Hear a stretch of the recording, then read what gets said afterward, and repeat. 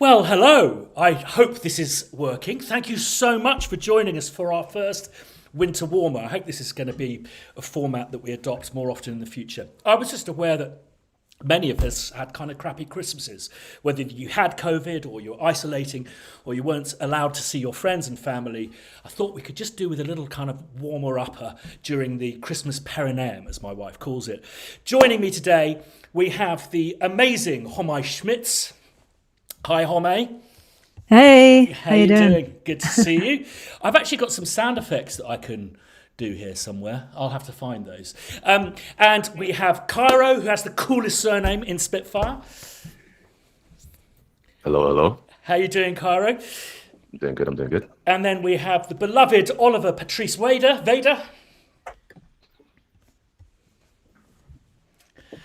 Looking brilliant there. How you doing? Oh, I'm going to question you in a minute about that. And the grandfather of the cheapest, the grandmaster. That's it. The grandmaster of sampling, co-founder and great friend, Mr. Paul Thomson. Hi. How you doing? Grandfather, I hope I'm not quite that old yet. So sorry. It's so embarrassing. So, we're going to be joined by some guests, and just so you know the kind of format, we've got people from our social media department who are going to be feeding us the questions that you're putting up on the feed. So stick some interesting questions in there, ask us anything.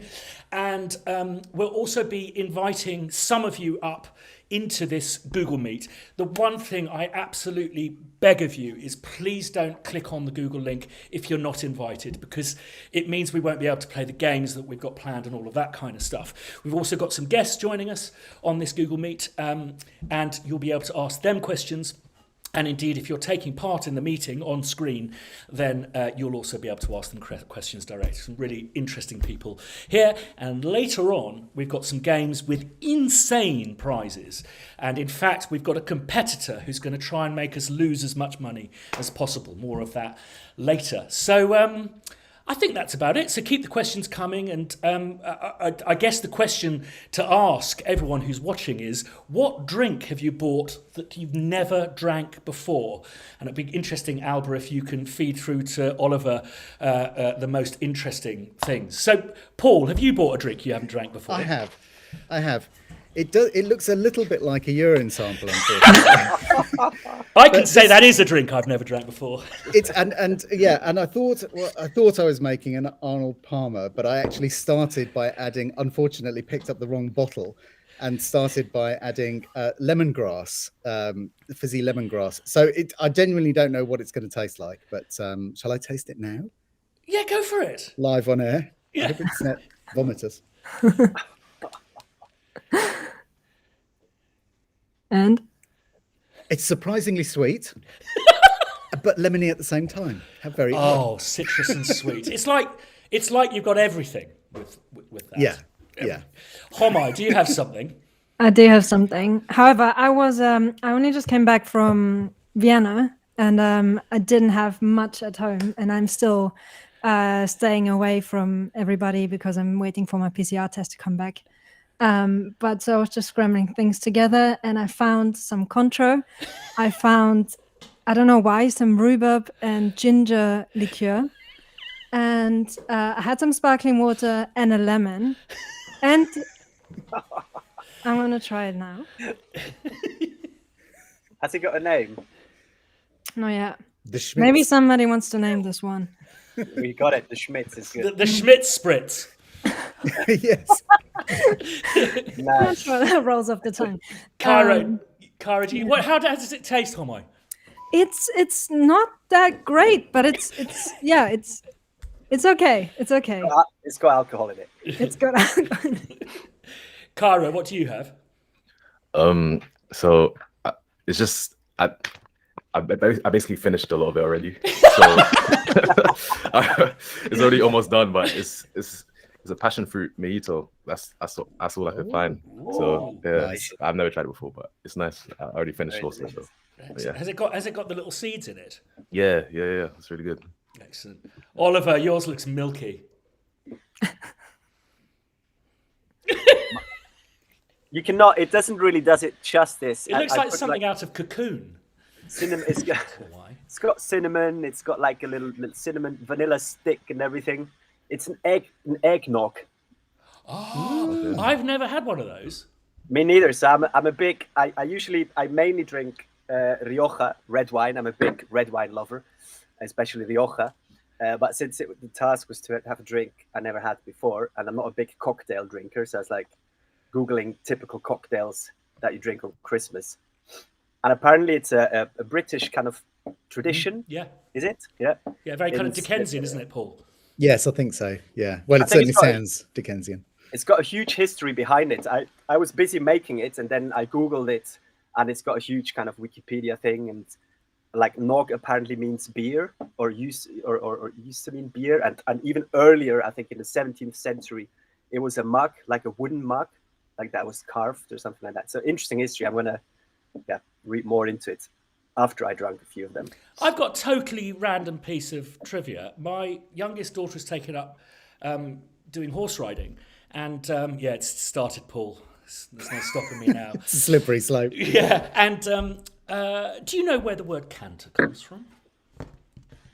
Canterbury Gallop.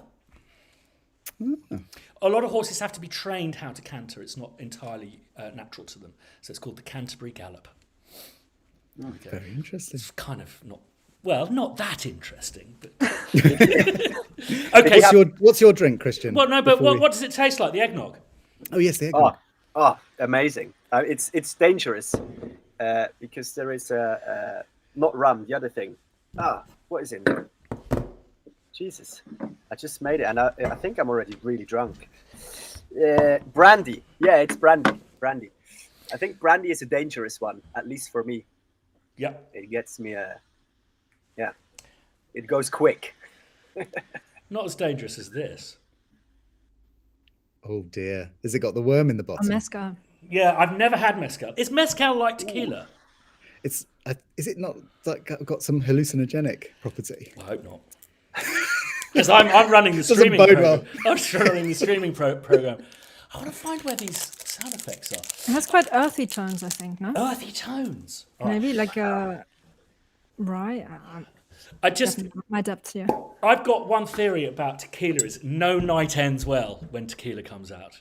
And I have just a total intolerance for it. So the last time I had tequila, it went literally hit the bottom of my stomach and came up straight away with other stuff. So this could be interesting then. Oh, jeepers, I'm really dreading it. So what do I do? Do you think I sip it, or is it a down in one thing? I might do a little bit more. What do you think? A down in one, Christian. I don't have any lemon or salt. Oh, you're not wrong, Homai.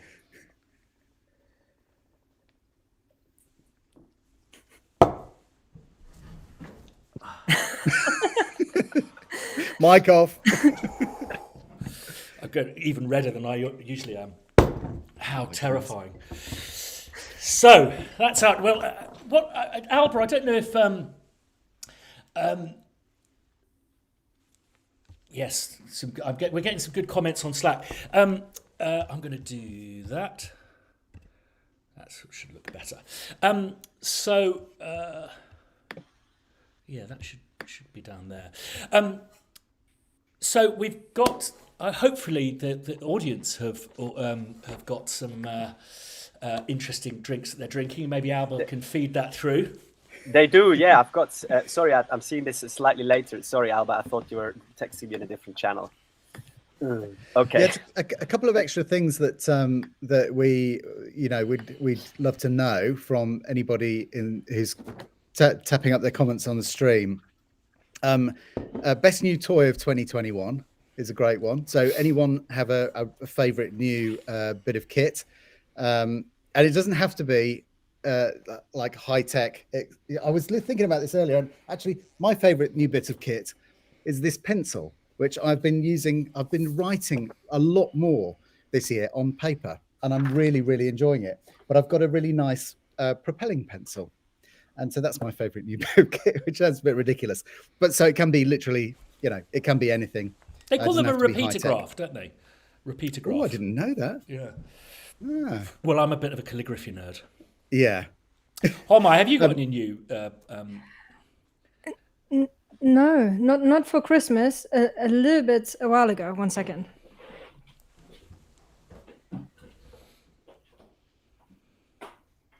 You might recognize this.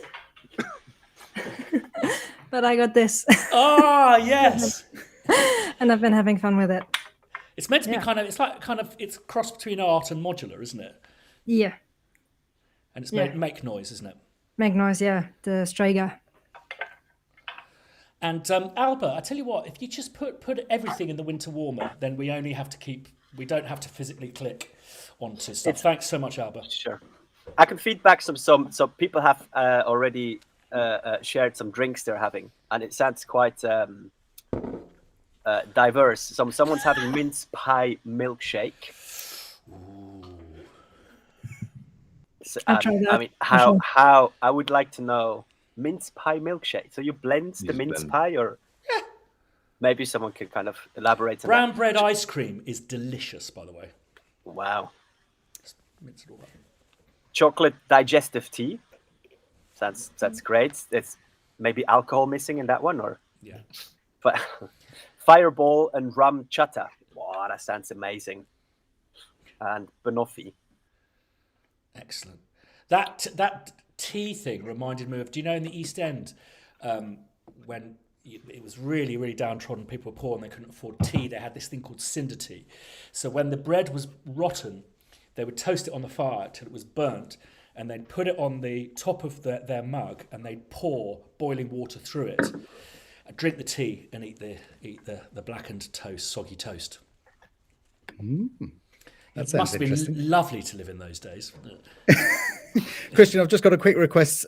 Quick housekeeping request is: can you full screen so the Slack notifications don't keep coming up?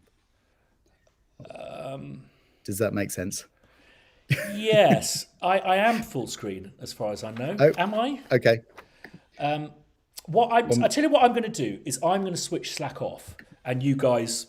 We can feed it. Yeah, we can feed you through. Okay, so stuff. there we go. Yeah. Sorry, mate. Yeah, no, I was just going to say also, just while the live stream's there and we're watching it and all that kind of stuff. If you've got any product questions or anything like that, then obviously pop things in there as well. We've still got a few days in fact, only tomorrow, in fact, of the winter sale. So there's so anything that you would like to know anything about, just stick questions in there as well, and we will endeavour to help you out with some information. I've just pressed a button that I shouldn't have. There we go. But I've found these. You guys probably can't hear those. That was a bicycle horn. Oh no, we couldn't hear. Oh, I couldn't hear it. Yeah, no. Did you guys hear it? No. No. Oh, it's going through on the stream, is it? Yeah, exactly. So there will be. I've got applause, and I've got. Yeah, it's going to be a lot of fun. Kyra, did you get any new gadgets, or have you got your eyes on anything? I have my eyes on something. I haven't got it yet, but I do want to get the OP one from Teenage Engineering.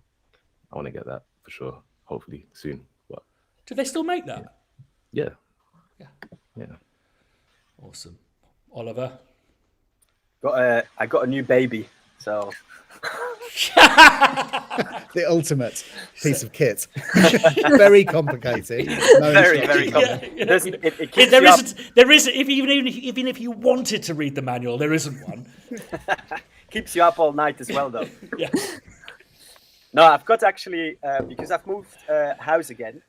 I tend to do that quite often, and I leave the piano in the old house or I sell it, and I find it quite interesting because every piano obviously has a different sound. So when I moved into a new house, I was looking for a new piano, and it's actually quite interesting. And I go to people's houses and look at like different pianos and try to get a good deal and stuff. I've moved to Mallorca, is the recent spot I'm living, and they seem to love like kawaii pianos. It's full of kawaii, the whole island. Don't really like the sound too much. It's a little bit kind of clingy and thin on top. But then I found a shimmel. Someone was selling a shimmel, and it was there forever in the kind of, it's like Craigslist for the Americans and Gumtree equivalent. And the shimmer was in there sits forever, and I was like, why does no one buy it? Why is it there? And I went, and it's like a 20-year-old shimmer that someone's father bought or grandfather, and only used it for 5 years and then passed away, and it just stood there in a flat, and it's in like super neat condition. And now I got that for a very good price, and I'm absolutely loving it. So that's kind of my reason. Not a very interesting piece of kit, but I think the piano for me is always a hard piece to write music. So yeah, I think that's one of the things of being able to move into a place that's big enough to get, because you can get pianos for nothing, can't you, Paul, these days? Yeah. People, there's so many pianos, and it's so few homes for them. I've got some questions through. I think we've just got our first guest. Hang on one second. Multiple people, Ty Onward and Manor Wood. Is So Manor Wood Ty. one of our... So I have just brought Ty onto the call. Do you Ty? do the introduction, Paul? Ty, are you there? Can you hear us? We can't see you. Isn't this on? And why isn't this on? Great. Technology, don't you love it? It looks very dark where you are. It's not that dark. It's all to do with why isn't this camera working? While you work that out, let me introduce you. Ty is a very old friend of Spitfire, of mine and Christian's. Absolutely fabulous composer, and a technical wizard as well. There you are. Oh my goodness! You say I'm a technical wizard that can't get his camera to work. Well, in the musical sense. Yeah, sorry. This is the crap camera because this is now running off a really old laptop. So forget the fancy one that is plugged in because it's not working, obviously. So there we go. Such is life. Always the one. Happy Christmas, Yay. Ty. It's lovely to see you. Happy Christmas to you. Have you all had good ones? Yeah. Very good. Yay! That's good. Well, it- I turned 50 on Christmas Day, so it was a... Oh, are you another Christmas? Oh my God, I didn't realise you were another Christmas Day. Oh, wow. Hence the name. I'm actually, believe it or not, I'm actually Jewish, and I've always maintained that I'm the only Jewish person on the planet called Christian. But that's... Whoa, that's a quite claim and a half. controversial. Wow, go in there early with that one, wasn't it? Yeah, sorry. Okay, so, look, Andy's here as well. So Andy Gray is, I think, the greatest programmer on the planet, worked extensively with Paul Oakenfold, and is as much of a gear freak as you are, Ty. And he's got a story that's going to terrify you, Ty, and all of us. Andy! Hey. See, he's got his camera to work. But no sound yet. No sound yet. Oh, I feel better now. Okay. Get a bunch of composers together and you just know it's going to be a technical catastrophe, don't you? Albert, I don't know if you want to invite anyone on. It'd be lovely to have someone who's watching to come on as well. Just if you do join us, just make sure that you mute your YouTube, because this is us about 30 seconds ago. Before Andy settles... Yeah, Ty, what's tell us about your best new toy of 2021. What's the thing that you've got that you're most excited about? Ooh, do you know what I have to say? I honestly, this year it's been a funny one for me because I don't know what you guys are like, but I kind of go through stages. I go through waves where, 1 year I'm just buying loads of stuff that I get really excited about, and then the next year it's not like a drought, but I struggle to get excited about stuff. And I have to say that 21 for me was just one of those years where, in terms of hardware, I really kind of struggled to get excited. I bought lots of stuff, just it's me, so of course I bought lots of stuff. But in terms of what I was genuinely excited about, do you know what? As stupid it is, Korg 700 FS. Only the fact that I've got a 700, and I don't know if you ever played with the old 700S. But it's an incredibly limited, but incredibly great sounding analog poly. Very limited, but so that's quite excited. Erica Syntrix was quite good. I bought all the normal. Oh, the Udo Super 6. That's really good. But at some stage, I also need to talk to Christian because I've already talked to Tom, and so the maybe going down the Colossus route, just like Christian, at some point this year. It's a hound. Honestly, you know that the modular comes from telephone exchange technology. Yeah. It just sounds like a telephone exchange. I don't know if the filters are good. They've not just don't sound like any filter. But I mean, for me, it's a sampleless machine because you just. Okay. I mean, literally, you move like that, and it all goes out of tune. So. Yeah. Andy, how you doing, mate? Your microphone doesn't seem to be operating. There we go. It's funny that we plug in a lot of mics, don't we, as a job? This is so familiar. This is brilliant. Can I point out my drink, by the way? Because I did. Yes, please. Yeah. We must remember to ask that. So, I don't drink. So these are two of my favourite drinks that I've never mixed together, and there's probably going to be a reason for that. It's I love pineapple juice, and I love Pepsi Max. And I mean, I have to say, when I poured it, it looks interesting. It looks like a muddy puddle, doesn't it? It does look like a muddy puddle, absolutely, but with an added sense of trepidation, I thought. And so anyway, I'll try it because I genuinely haven't tried it. I was very tempted to before I threw up on air, but oh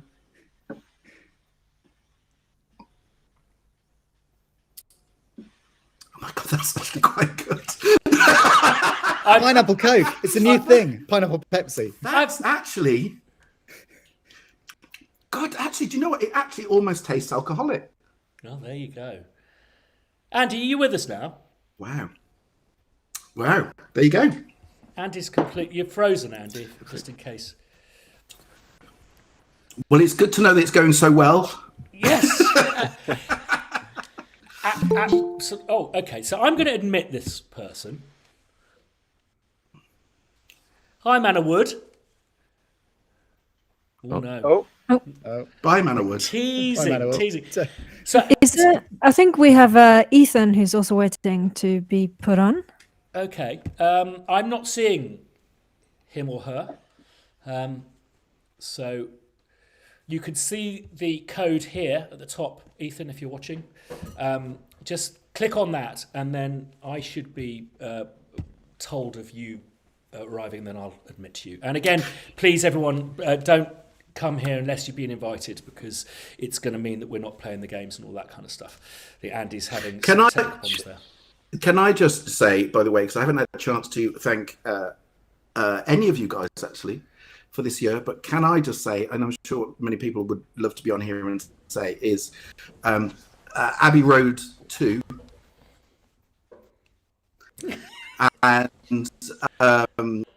the same families and the same with Solstice. I have to say that, you know, kind of, I mean, I've said this to you before, the way I, you know, kind of, you always know a good library because it always ends up in my, I mean, the projects I'm working on now, all three of those projects have got those three. And yeah, Hannah's Solstice.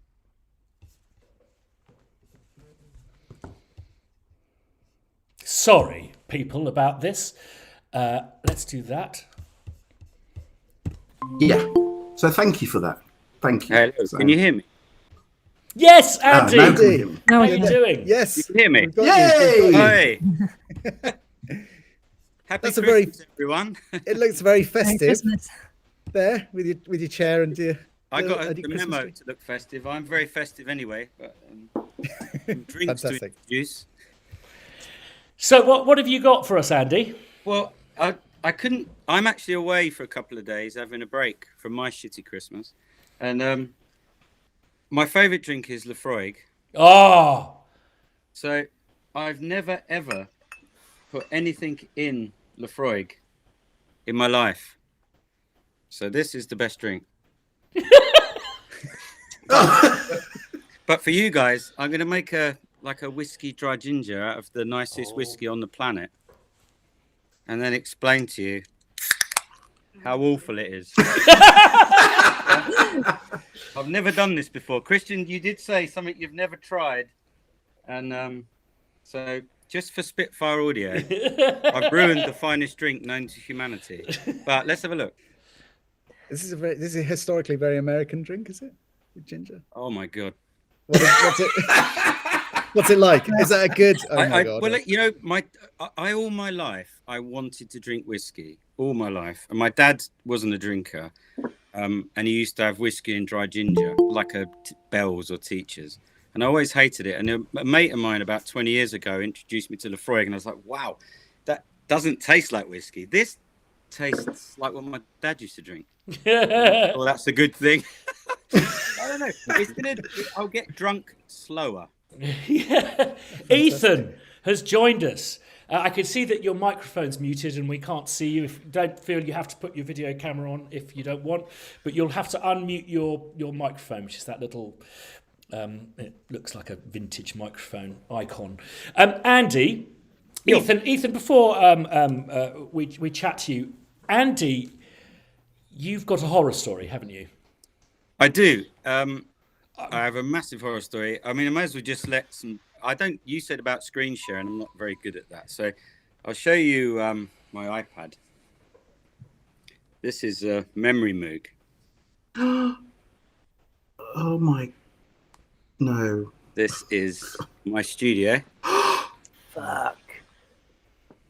Let's have a look at my vintage mic pre's. Oh my god. When was this?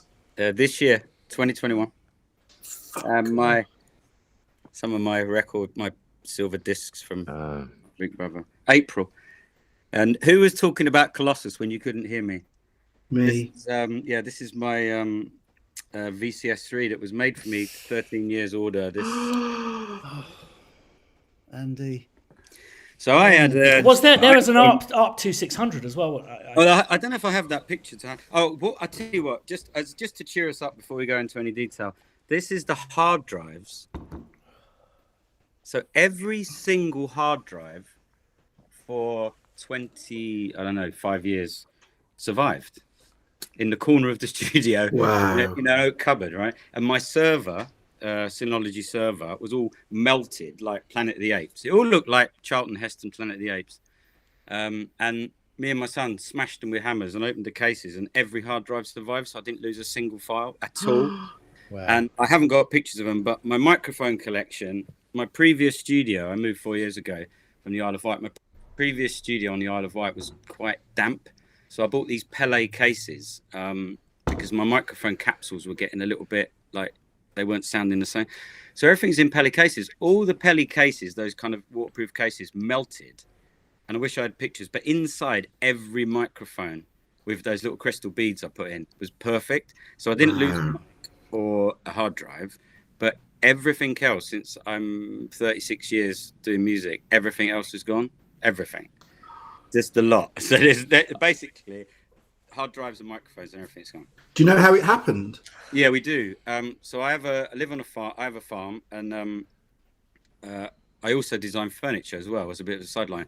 And one of my stables, there was a small electrical cable that we had 2 days of forensic examiners, blah blah blah, and it was a armored cable in a duct that had been nibbled by a rat or a rodent, and it sent a spark, and then we watched the fire going on. I wish I had more pictures. We watched the fire going on, but it started very, very small, and it just spread through this stable, and then it caught at the end of the night and went over the roof of the studio, and then it burnt the top of the studio, not the floor of the studio. And it's the heat. There was actually no fire in the studio, but the heat from everything just knackered it all. So that was just heat damage. So no actual flames, but it was a disaster. I don't know if I've got. I did try and send a link. So on a cheery note, that was a little while ago. When was it, darling? April. Yeah. My lovely wife's here next to me, and Hi. Hi there. but I have only got a video of the other thing. So but on a cheerier note, I do have a video. you have a video to find, but we have. I'm not liking this, by the way. I don't think Considerably less peaty. But you did say bring a nibble, and I've decided to bring calamaris to the table. So. Oh, well done. Very classy. Good call. Like it. Oh, there's a fire. But you can play it. Hit play. I can hit play. See, I can't even play an iPhone. Oh my! Yes, it's wow. proper. So see the building there in the middle, the big one. Yeah. That's the studio. So that wasn't there yet. It's to the side of the studio. That literally That was at the beginning. At the end, there was nothing left. Wow. Andy, I have a really sorry, mate. I have a mate. really serious question to ask you because I had a policy with my vintage synths of never spending more than 300 quid. And this is, I guess I bought most of my vintage synths about 15 years ago. And I recently just looked up how much they're worth. And it's like a 10x increase in value. Yeah. Were you adequately insured, and how did you keep up to date with that if you were? Well, I would say, luckily I was. I didn't keep up to date with it, was the truth. But because I had so much stuff insured, because the stables where it went up, we had our contents of our previous house, which was bigger than we downsized. So we had that in there. We had a lot of stuff. And I think overall we did all right. But no, if you, I had like a blanket insurance for my commercial studio. And then I had insurance for my personal collection of vintage synthesizers, microphones. And overall, it's been okay. But no, when I looked at individual items, man, massively underinsured because I've done it. I've done this so long. So I had synthesizers that cost me 300 quid that are now 15,000. Mm-hmm. And obviously I knew they weren't 300 quid 5 years ago when I insured them, but I hadn't bought a vintage synthesizer for 10, 12 years until the fire because I had everything I wanted that was vintage. And I hadn't Googled or gone on YouTube, eBay looking for this shit, so I didn't know what it was worth. And my God, I mean, my memory Moog was worth. It was a LAN memory Moog. It's 15, 16 grand. That's one, and then it goes on and on. Original ARP 2600s, original System 100s, original Moog. I had a untouched Moog Model D from the factory, unplayed. All my stuff's mint, no gig shit. I don't like stuff that's all tattered and gigged. So everything's mint, and it's really, really expensive. So I just got away with it, and it's all been paid out. So that's all fine. It's not all fine, but you know what I mean. It's all fine in terms of financial. That was fine, but no, I think if you're going to be shrewd, you would go onto Reverb, which I'd never even heard of before this fire, honestly. I'd go onto Reverb and YouTube and type in what you want, tone tweaker, all these people that I've looked up now, and then get a rough estimate of what these things are worth today, because they might go down again, like an investment, right? I got away with it by the skin of my teeth, but I didn't make any money off the fire, and I had to build a new studio from the fire, which I've nearly finished, and I've decided not to try and emulate what I had. So I've not looked for a VCS3 or certain things I had I've not looked for. I've discovered there's an ARP 2600 which is new, the Korg reissue, even that cost me like 4.5 grand, and that's the reissue. But this new Korg, when you move the sliders, it don't go so it's like fucking hell, that's one less stress. And like the Moog one, the Moog, memory Moog, which I love to bits, LAN memory Moog, the top of the thing. It was always a, horrible vibe when you turn it on. Oh, voice 6 ain't working, and this ain't. So now I've got a Moog 1 instead of a memory Moog. So instead of replacing a 15 grand synth, I spent 7. So that gave me 7 in my pot. So if I tried to go out and replace it all, no, I was underinsured. Is the answer. But I didn't, because I wanted other stuff. I'm building this wall of Moog. You guys have got your Colossus, and I do fancy that. But I'm building this wall of Moog, and I started with sort of 80% original Moog modular, not cheap. And then I've built, I'm just trying to show you because I've got no, that's my, so I'm getting to that now. Excellent. Look at Ty leaning in. Yeah, lean in. I'm in there. Andy, let me interrupt you. Ethan, have you worked out how to switch the microphone on so we can? Yeah, Hey, yeah. Ethan, how you doing? You all right? I'm good. How are you all doing? Very, very good. Ethan, where are we speaking to you from? Well, I'm currently now in Washington, United States, on the West Coast. Ah, yeah. That Washington, not that one. Yeah, not that one. And Ethan, what are you kind of up to at the moment? What's your line of work? I'm actually a teacher, music teacher, but I've been ever since COVID and all that stuff. No gigs. I'm gigging musician. Been getting more into composing, arranging, and all that sort of fun stuff. And yeah. Ethan, I mean, we want to keep this light, but I just want to ask you, and I know that Paul, someone's asked for entry. I don't know, Homai, if we've invited anyone else, but let me just carry on. If you have been invited, I'm just going to carry on with Ethan for a while, if you don't mind. Ethan, I don't know about the United States, but something that I know Paul and I, and I'm sure the rest of us find really deeply distressing is this kind of attitude to music education as if it's an option for kids, where it's actually proven scientifically to improve a lot of children's relationship with education, but also them in other subjects. Is that something that's reflected in where you're from? Well, I think something that the U.S. does well, surprisingly, is that I think everybody from, for us, kindergarten up to 12th grade, so all of our primary and secondary school, you have music education. I think it's just required, but it's not... Sometimes people try to gimp the programs, and there's not a lot of not a lot of consistency in teaching.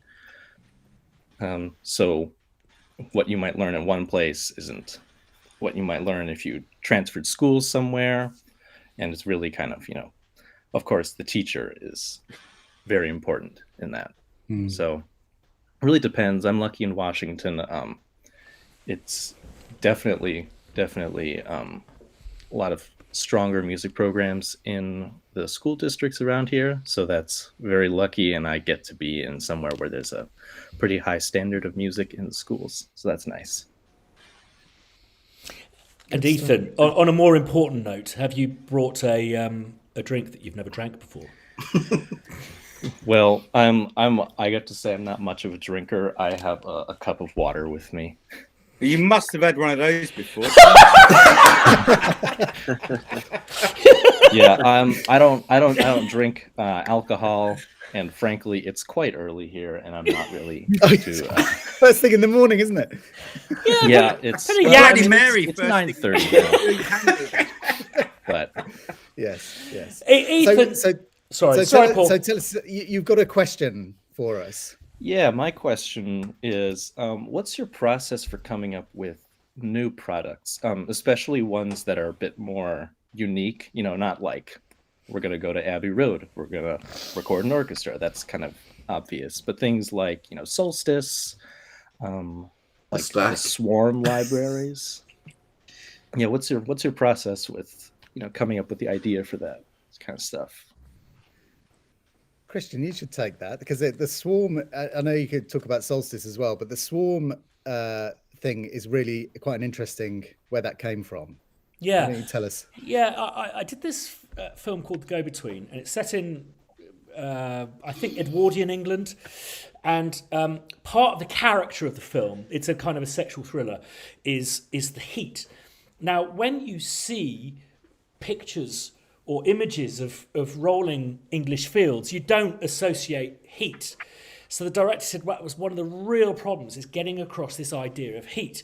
And he basically opened the whole thing on some swaying crops. And he said, I want it to sound, to feel absolutely arid. And I just thought, I know, what about taking instruments that make very short notes and getting enough of them to make a kind of choir of long notes?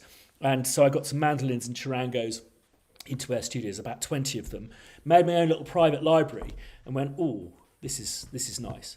And I don't want this to be a kind of a Spitfire advert, this winter warmer, but it's for me, it's what makes being involved in Spitfire fun? Because it's literally a train set. Wouldn't you agree, Paul? Yeah, I think that's. I think this is exactly the thing. We sometimes just come up with a mad idea and just think, I wonder what that would sound like. And so we'll tend to do a lot of experimental sessions. Might even be just like, here or in one of our private studios, or we might use, an hour of another session in the hall or something like that, just to try something out and see what it sounds like. And that's often, just taking an idea that sounds mad and trying to do it leads us, if not directly, if the idea itself doesn't turn out to be great, it often leads you to something else. It's like, it's a bit of a pathway of experimentation and finding stuff. I mean, I think once Christian had unleashed the original swarm idea, we very quickly decided, well, we've got to do more of this. So the harps and the marimba swarm came after, and then the orchestral swarm. So there were lots of great ideas of this kind of pointillistic, you can do this with all kinds of different instruments and multiple instruments. So yeah, I think sometimes it often comes from a problem that we're trying to solve in an actual job, where you come up with an idea that might, and then that either becomes really great, and so we make it into a labs instrument or something like that, or sometimes it's proves so good that we go, well, we have to explore this idea to its fullest extent, which I think happened with the labs frozen strings eventually became the Tundra. Evo grids. And Tundra. No, scary strings became Evo grids, and then frozen. Frozen was Tundra. Yeah. So they often lead off, but it often starts with a job. It often starts with a composition. It's almost like a stream of consciousness. Ty, I wanted to pose to you a question along with Ethan, which is something that I don't think that what is spoken about that much is these selections and variety of sounds that we have now. It's not just about production, is it? It influences your composition, does it not? 1,000,000%. Absolutely 1,000,000%. And I think this is what, for me, the most important part of any project is spending I normally it used to be a few days, but now it's turning into maybe a week of literally just a blank template and just literally choosing the sounds that's going to shape the entire project. And some of these projects, as we all know, they can last for 6 months, 9 months, a year. And I just basically I stick to this template, and so choosing those sounds is the most important thing. And as you say, we've got so much available now that sometimes it's more difficult to just kind of narrow things down. But as we all know, the more limited, once you get that limitations in place, that's what shapes everything. You've got to rely on the composition then. Completely. Not the scary prepared piano sample. Exactly. That's it's true. But absolutely. And I think the good thing about the way I've always done things anyway, and I think I may have said this before, is the fact that right back to the days when my orchestral pellet was basically a Proteus 2. So basically, everything that got shaped in the way that I wrote was only based around the good samples, because that's all I had. So, for example, there was a long period where every single piece I had loads of oboe in it, because the oboe sample in the Proteus 2 was great, and it never had any brass, because the brass in the Proteus 2 was absolutely shit. So I always take whatever works within a library and then write around what works. And so I still do the same. I will still go through libraries and, you find the patches that work and avoid the ones that don't work, and then shape the composition to work around the samples that work, the sounds that work, rather than... So Ty, we did a cribs together, and we established that you and I have the same get out of jail card. We do. Which is that prepared piano sample. It's basically whenever someone goes, I want it to be scarier, more impactful. I think we could just do a little kind of round robin of what are the kind of your one that you just go, okay, this is your get out of jail sound. Andy, do you have a get out of jail? So I was going to say, I do have get out of jail sounds, a lot of the old ones, but it's interesting what Ty said, because always it used to be like that kind of thing, like finding the samples, or you know what you want to do and you can't quite find what you want. and then you do find a sample, and you kind of adapt your melodies or styles or chord structures around it. But what has happened in the last, and this is not a Spitfire audio ad, and I've not been paid, but what has happened in the last few years, well, not years, in the last year or so, since you guys have homed your plugin, your virtual instrument, is that I'm finding these are easier to play. I like to play like, well, I'm not a great player, but that's definite. So I like to play like I'm playing a piano. So these approaches that we had at the early days of the Spitfire and of, you know, orchestrating everything and all that, then Albion come along. I thought, oh, that's really cool, but it sucks. This is why I'm not sponsored, because I play a fast line. You go, and that's not good. So now I was looking at the other day, the BBC, for instance, and I'm finding that without changing any like key switching, which I hate doing, I can play fast, I can play slow, and it's almost like playing a piano. It's like I play it, and that's a fast note, and that's a long note. So now I'm slowly getting into, and recently getting your where I'm staying, by the way. This is where I'm staying. Look, so this is one of the pillows, and oddly enough, just for you guys, this is the other fucking pillow. Andy, can I stop you there? Basically, my feed's doing something weird, so I'm just going to have to refresh it. So just okay. Bear with us 1 sec. You'll hear me? Yes, Yeah. Much better. Yeah. Do you hear me now, Christian? Yeah, absolutely. So Homai, do you have a? Oh, Christian, your mic. You have to You're muted. Yeah. So Homai, do you have a? Do you have a? Sitting. This is where I'm staying. There's a cushion. Nice. Anyway, nick it for us, Andy. I'm going to move on to Homai. Do you have a get out? Yeah, we have Vertical Affair with a question. Yeah. Okay. And is that someone who's going to log in, Homai? Oh, look, someone's joining us. This lady is. Hey, Anna. Hey. Your mic is muted. Hi. How you doing, Anna? I'm good. I was listening in. I tuned in just to hear about Andy's fire, and then you were talking about something. And I was like, shit, I'm 3 minutes late. Which my inner German, my half German, hates being late. So I apologize. Merry Christmas. Excellent. Merry Merry Christmas. Christmas. Merry Christmas. Oh my God! Right. Wow. Hang on. Got turkey hat on. There you go. Anna, that's brilliant. I was just chatting to Homai. Is there someone who's going to come in, or? I'm going to just name a few people and then see whether they can come on. So there's Vertical Affair, also XP, and then we also have Graham Ball. Okay, I'll keep my eye out for them. Yeah. Ethan, it was great talking to you, and hopefully, best of luck with everything you're working on. Yeah, thanks for having me. Best of luck to all of you as well. Thank you so much, Ethan. Happy New Year. Thank you. Happy New Year. Anna Phoebe is an extraordinary violinist, and I was introduced to you through my parents, and we've been working for many. I will not say how many years, Anna. Like many 20 years. Oh! I think you've done better out of it than I have, by the looks of things.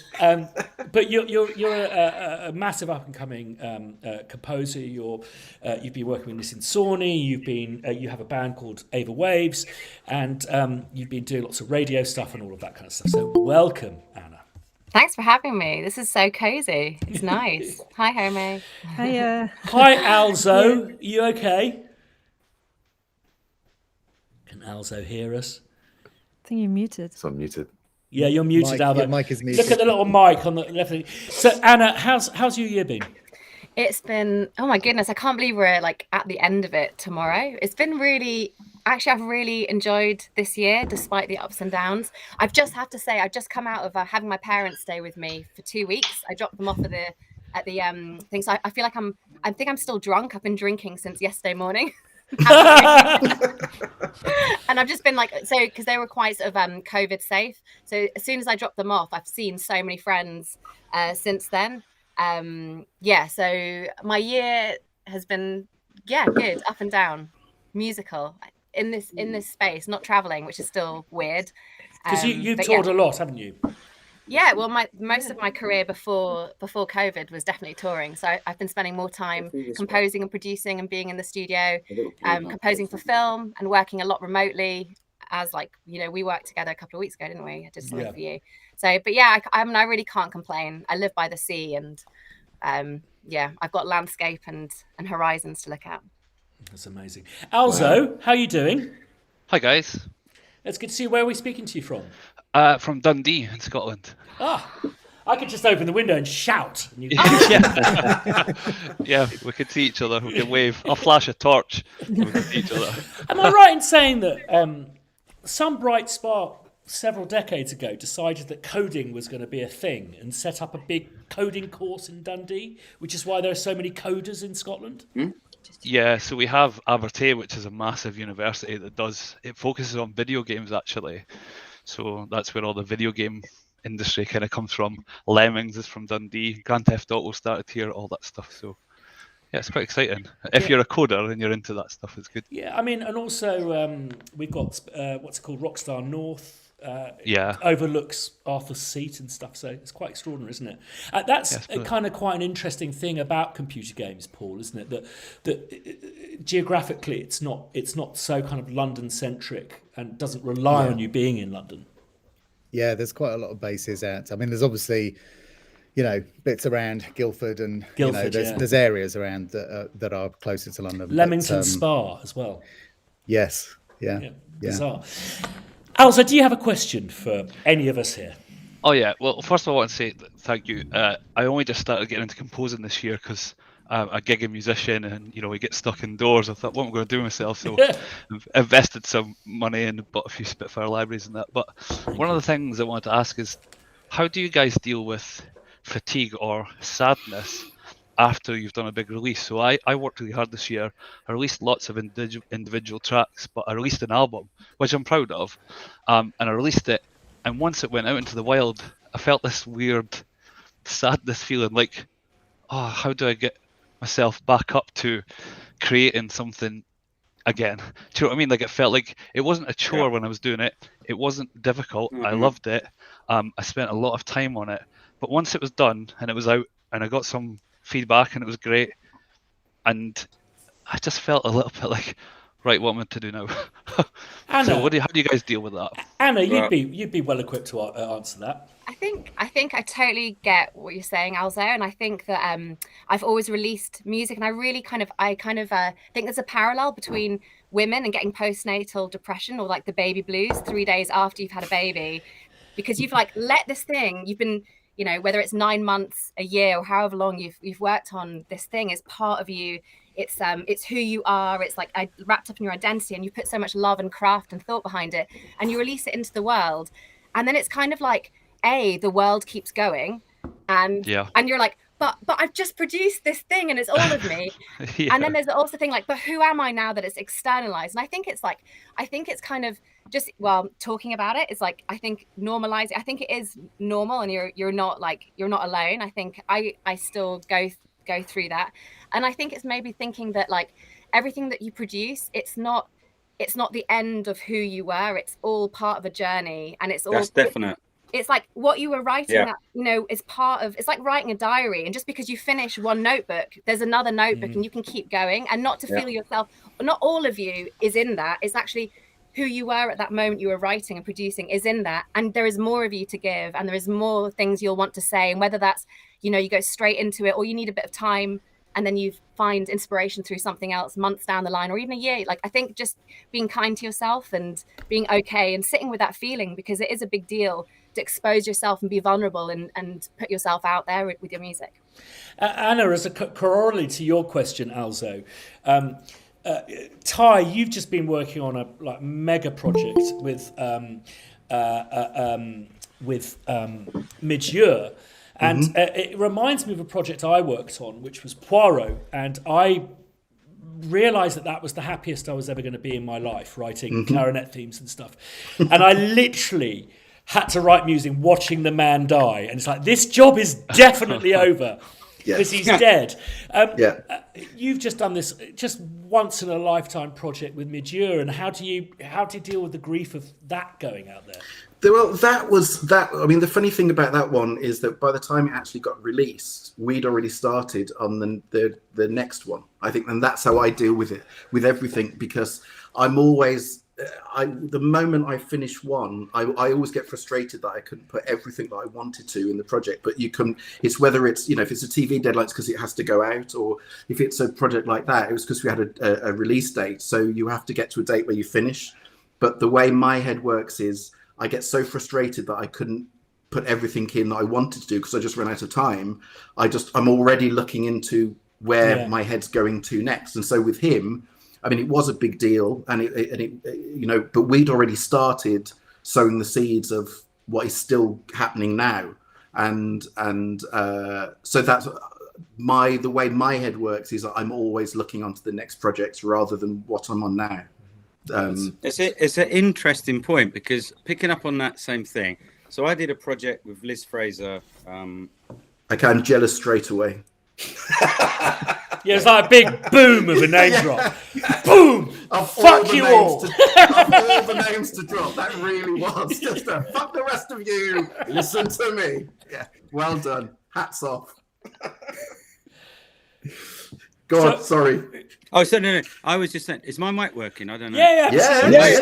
So we just kind of just a quick one on that note, because I did a project years ago with Liz Fraser. I mean, was Amy just being born, or what? No, Amy was just, so 20 years ago, and it was Liz Fraser's first solo project, and we decided we rented places. We rented places just out of Stroud and all these places. And one of the things was I got the gig because I wasn't a Cocteau Twins fan. I don't really know the Cocteau Twins. Still don't know their stuff. But what was interesting with Liz Fraser, who's this famous singer and world renowned, was that she couldn't get something that Anna said was this thing that it's just a point in time. She couldn't get everything had to be like it had to be. She just done Massive Attack, and we were in Clifton in Bristol, right by Massive Attack, working with that, and she couldn't get her head around the fact that each song was just this song. We're not making an album that is your last album you're ever gonna make and the last thing you're ever gonna do. So it's all cool. And let's just get it out, right? And we couldn't release it because she wouldn't let us release it. We released 5 or 6 EPs from the album, and it was all really good, but she wasn't sure about it. And even to this day, she's 20 years ago, she's still not released a solo album. No. It's a shame, because all of it was good, and it's all it is part. It's very picking up on your. I can't see your name actually. Sorry, Alex's question. But picking up on that, what do you do at the end? I always feel deflated after every project for a little while. Then I go down the pub. But the thing, no, seriously, no. But no, it is seriously. That's that thing of it is not your last thing. It's a journey. That was what Anna said is spot on. Yeah. And you can't work on the basis it's all we're ever going to do. But on that note, you should congratulate yourself for actually releasing it, because I know also amazing singers who never release it because they're waiting for it to be perfect. They're waiting for it to be the best. It will never be perfect. And so the fact, Alzo, that you spent this time rather than gigging, being in the studio, producing, composing, and then releasing it, that has to be congratulated as well. Because I think how many unreleased albums are there sitting on people's hard drives somewhere in the ether? Absolutely. Yeah. Alzo, thank you so much for that question, and it's great to see you. I hope you have a really happy new year and a prosperous one. And thanks. And good luck with the next one. Yeah, exactly. Moving on. Yeah, exactly. Excellent. Great. Thanks, guys. I appreciate it. Thanks. I really do. Have a nice time. Oliver, do we have any questions come in for you? Well, actually, Christian, we just I think we should start one of the games, maybe. Okay. So basically, Homai has a couple of questions, and the first person to get this question right will be invited in for one of these games where the prizes are huge. So Homai, take it away. All right. First question: how many string players are in chamber strings? 12. Nice! Not us. Oh, That's brilliant, Andy. Thank you. I thought it was a game for us. Homai, we might need to go to your second question, and then maybe Alba So sorry. or Clara, or I tell you what, Paul. Why don't you come up with a question for the next game? Homai. Okay, all of you quiet. All right. This is not for us. Disclaimer. So, how many libraries do we have in Abbey Road 1 in the Abbey Road 1 series as of today? You're not supposed to stop it. No. Stop it, Andy. Stop it. Um, Is that too much oh, to fry? Anna, what's your drink that you bought? It's fucking disgusting. Sorry, it's disgusting. The F-bomb. Do you know, so I told you my parents have been staying with me, and I remember my mum always loving Advocaat for Christmas. Oh, Advocaat, eggnog. Is that Yeah, eggnog? I've never had it, but I bought some in Sainsbury's like before she came because like we haven't seen each other for like 2 years. Oliver's and got stuff. eggnog. Oh my god, have you got eggnog? Do you like it, Oh, Oliver? That's it. Yours looks different. Why is yours I- white and mine's yellow? I love it. This is my sixth. So Anna, there's a really funny parlour game you could do with Advocaat. Okay. But it's basically an anaesthetic. Oh, we've got an amazing guest joining us. Hey, Bishy. Your microphone's off. It's amazing how bad we are at connecting microphones. No, Still could- off. It's like a little transport bar at the bottom. There we go. Hey, That's it. That's it. Hi. Oh my God. Hi, everyone. How you How are doing? you? Oh, yeah. Nice to see you. Nice to see you. Lovely Yeah. to see Did you. I interrupt a game? No, we were talking about a game. Advocaat is basically an anaesthetic. And what you do in a pub is you just challenge someone to hold it in their mouth for as long as possible. Oh, I've heard of It's- that. And George it's such an effective anaesthetic that it actually goes like kind of into your bones or your muscles. George. So you hold it in your mouth, and then just eventually you will just go, and it just falls out all over. Okay, I'll try it. Yeah. Oh my God. No, Anna, honestly. Bishy, how are you? Are you still in Earl's Court? I am, yeah, and I've just got over COVID, so this Oh, is no. I wow. spent Christmas on my sofa watching Gremlins and Home Alone, and it also Omicron took my I wasn't really hungry, so I just lay there on my sofa pretty much all day. This is my first time. I thought it said in the email like make your background look Christmassy, so I thought I'd sort of give a bit of Christmas vibes. Foreground. Yeah, Excellent. there we go. Yeah, you went for foreground. My background. Bishy, how's your year been? Do you know what? It's been brilliant. It's been a year of firsts. It's been my first album out in 10 years. Here it is on Wow. a trend. Hey. Plug Yeah. it. Thank you. I made my first video installation for Coventry City of Culture, and it's a big 3D 5-channel video installation that Anna played on, which is really cool. And I just decided to dig my heels in and just make it work because I had no other choice. Good for So you. anything that's happened has been amazing, and I'm really grateful for that.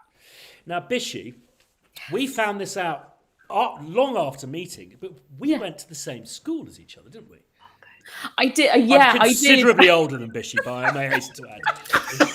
Also, happy birthday! Yes. Yes. Happy birthday! This is what's new. It's when you get up. Oh. That's what happens when you're 50. I bloody missed that. I missed that, Christian. Can I have a replay? So Bishy, we went to a really, I mean, certainly when I was there, it was an incredibly rough school, but with a brilliant music department. Yeah, well, you see, I was only there for a really, really short time, and then I went to a really stressful girls' school. But my best friends were all from that Holland Park area, so we knew like HPC Holland Park Comprehensive, like it was full on. It was full on. It really was. I'll never forget them having to get the fire brigade. No, they had to get the ambulances in to help the fire brigade with their injuries, because the fire brigade had been called to put out a fire that was set in one of the teachers' cars that exploded and went about 10 feet off the air. And when the fire engines came, because everyone was enjoying the fire, when the fire engine arrived, everyone threw bricks through the window, at which point all the firemen were injured, so the ambulances had to come and kind of stitch them up and stuff. It was that kind of school. I think the word you're looking for is charming. Bishy, what's your drink? Oh, okay. So this is a gin and tonic, but with pink peppercorn gin. And it's very pinky peppercorny. Yeah. Very nice. Yeah, there you go. And you didn't lose your sense of smell with the COVID? I didn't. I was just totally exhausted and could only intellectually deal with Home Alone and Gremlins and The Grinch. And that's it. It was that level of film. Yeah. I'm like that all the time, to be fair. I tell you, it's I don't know if you find this, Bishy, but it's so I love that era of movies, and I've started showing my kids them. Yeah. But I got all three of my kids in front of Trading Places. Yeah. And you don't want to show that film. Right. And it's just funny how some things can age so badly. Yeah. And something like Gremlins is... Yeah. Gremlins is great. I have to say, I've never seen Trading Places. I think like Home Alone was the first big Christmas movie I remember seeing in the cinema. And actually, it's still really entertaining, and it's got an amazing score. Oh, God, yeah. And Catherine O'Hara, can I just say, just looks gorgeous. She maintained she was never hired for her looks. I'm a big Schitt's Creek fan, a big kind of Catherine O'Hara fan, but she's really giving me that like Ralph Lauren, like, you know, just like mummy glamour. Like, I love it. It's so good. No, and if I recall, the score is played really loud, isn't it? I think so. Yeah, it's like really part of the action. Homai, I believe that we have a correct answer, don't we? Yes, we have. We have it from Nerferatos. Okay, so hopefully you've been invited. You're going to join us for a game. I basically dreamt up some games that are based on really crap 1980s quiz shows. And this first one is based on the Generation game. Ooh. Love. Cuddly toy. Well, yeah. Andy. So basically what we're going to do is we're going to show a picture for 10 seconds. And this is where Cairo's skills as a timekeeper comes in, and he's taking no prisoners. So he's going to do the countdown. So the minute we get the invite from this person, or this person applies to come in, we'll do this thing. Basically, what will happen is whatever they guess, they get to keep. So... do we get to guess? No. Let it go, Andy. Let it go. Oh, sorry. I thought I was invited. Yeah. And Bishy, what are you looking forward to next year? I know that there's some stuff you're not allowed to talk about. Yeah, well, I've got a whole bunch of new music that I'm releasing, and I'll be reinstalling the 3D installation kind of next summer, and I'll be releasing all of the music, and just really excited. I'm also working on an AI project with Anil Sebastian, who's the founder of the London Contemporary Voices. I work with a really interesting VR mixed reality company called Volta. So I'm going to be experimenting with live performance, live streaming in VR. I already started that journey, but I'll be sort of going more in that direction. And yeah, generally just really, I am excited. I know lots of people have had a really hard time, and so I'm trying to be mindful of that. But you know, I'm really grateful for the doors that have opened this year. I'm going to just pause us there because my thing is doing that thing again. So I just need to refresh. So just hold your horses. Nerferators. Hopefully you will be coming on the line soon. I know there's a slight time delay, isn't there, between it's a kind of between us and the about YouTube 30 output. seconds. Oh, Christian, your mic. It's amazing how crap we are. I've got guaranteed. Do you know what? Really expensive mics. It's not. Don't know how to plug It's it in. not surprising how crap we are. Let's be honest. It's not surprising at all.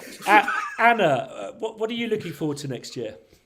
So I am collaborating with the European Space Agency and releasing more music. So I'm doing a whole album based as a response to their Earth observation data.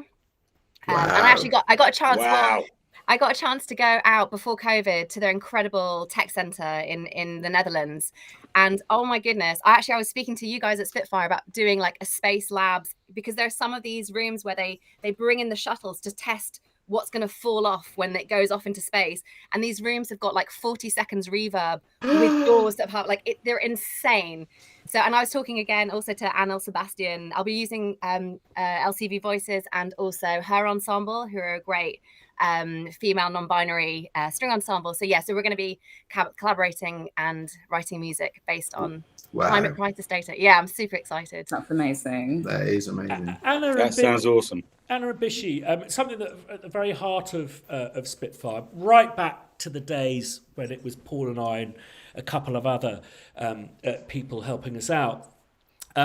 We're dads of lots of daughters. You've got more than me, Paul, haven't you? And when the kind of the number of users started climbing with Spitfire, it was devastating. Oh, Francesco, is this the gentleman who answered the question right? Francesco? Ooh, change layout. Sorry, this is completely. Hi, Francesco. We'll get to you in a couple of secs. So I think I'm right in saying, Paul, that we were devastated when we saw the ratios of men versus women. It was ridiculous. It was about 99.5% male. That's and awful. 0.5%. You're joking, really? Yes, completely. Awful. At Horrible. the very beginning, yeah. And that was reflected across everything, across the YouTube stats, and we were just like, this doesn't make any sense, because we know lots of female composers, lots of females creating music, or non-males, obviously, non-binary people. There are lots of people who aren't straight white men creating music. So why have we not been able to kind of get through to them? Why are we not being able to communicate with them? I mean, I just have to add that we've tended to appeal to the media composer audience, and that's where there's this great discrepancy. Yeah, but going back, just to interrupt, just for a second, going back, when I was working with Oki back in the early 90s, we had this same thing. It was like dance floors, certain DJs, Digweed, men only, Sasha, 80% men, 20%, Oakenfold worked for 65%. And it was like, what the fuck? Why is this happening? It's just dance. This is music for people to dance to. Yeah. And there were certain DJs that had certain nuances that generated certain footfalls. It's crazy. But the question I wanted to ask Anna and Bishi is I get a real sense that a correction is happening. And, totally. and now's the time. And I don't know if both of you, maybe Bishi and Anna, you can speak about experiencing that, and I hope that is occurring. Me too. Yeah, Bishi, you go first. Yeah, I definitely feel that a correction is happening. I run a project called Which, the Women in Tech Creative Industries Hub. I just curated my first online digital festival, which was headlined by Laurie Anderson, and all the panels are on YouTube. I mean, and I've been asked to write lots of articles and speak on lots of panels. And there is a movement of correction. I think that from my experience within the artists and the composers and the producers and the actual makers, their attitude has always been one-on-one. I've always had equality. But when it comes to the actual structural issues around structural racism or structural sexism. There's real issues. I mean, you know, the big things that happened early on in my career and sort of have persisted until pretty recently is, you know, people find me a hard sell. They think I'm a hard sell to a white audience. Now, my white friends don't treat me like that, so I know that that's rubbish.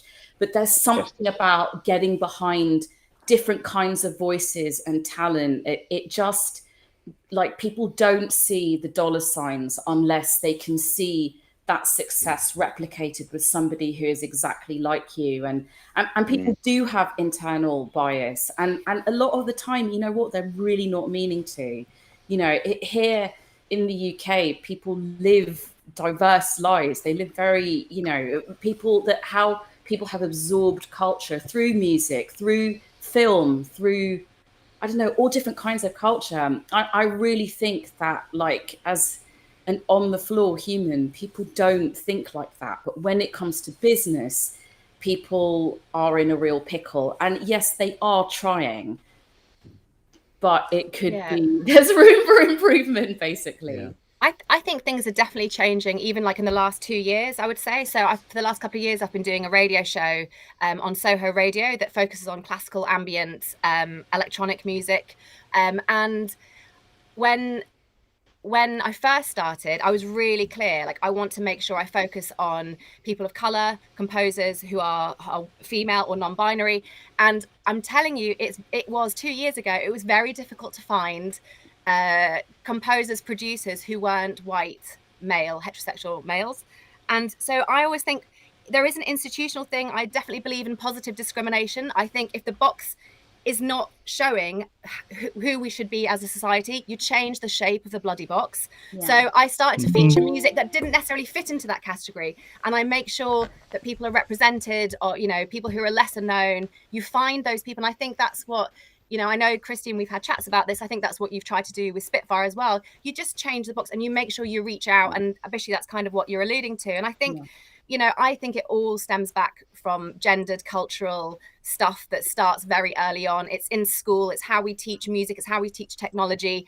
I've been a performer, and I've been very sort of, you know, as a woman, my 20s were spent being, you know, a performer. And that's the kind of box that women are kind of meant to be. It's the outward looking box of how we look and how we perform.